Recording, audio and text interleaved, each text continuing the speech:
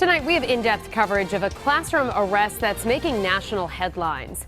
The Department of Justice has opened a civil rights probe into this incident caught on camera in South Carolina.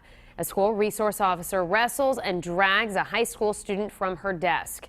He's been banned from campus, and investigators will determine if federal charges are warranted.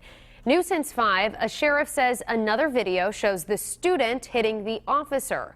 Now, this all happened just weeks after this video surfaced, showing a school resource officer in Pawtucket using a takedown move on a teenage student he was arresting at Tolman High School. New at 6, Eyewitness News reporter Steph Machado is checking in with the local police chief for his reaction and insight. Well, a tally we did earlier this month shows the vast majority of districts in Rhode Island do have school resource officers. So we wanted to know, how are they trained, especially when it comes to force and restraint?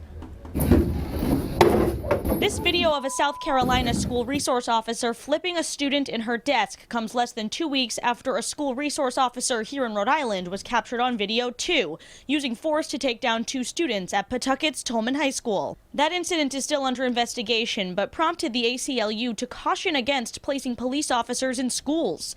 Warwick Police Chief Stephen McCartney disagrees. It helps diffuse a lot of situations. The chief told us having school resource officers in Warwick works better than calling police to schools. The patrol officer doesn't have the expertise.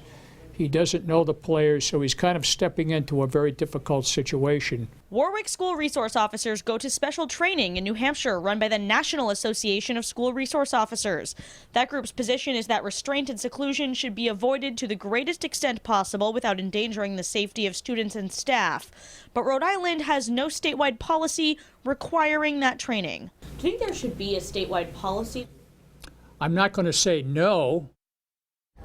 And the school resource officer in the Tolman High School case is still working as a police officer, just not at the school. That incident is being investigated by state police. Live in the newsroom, I'm Steph Machado, Eyewitness News.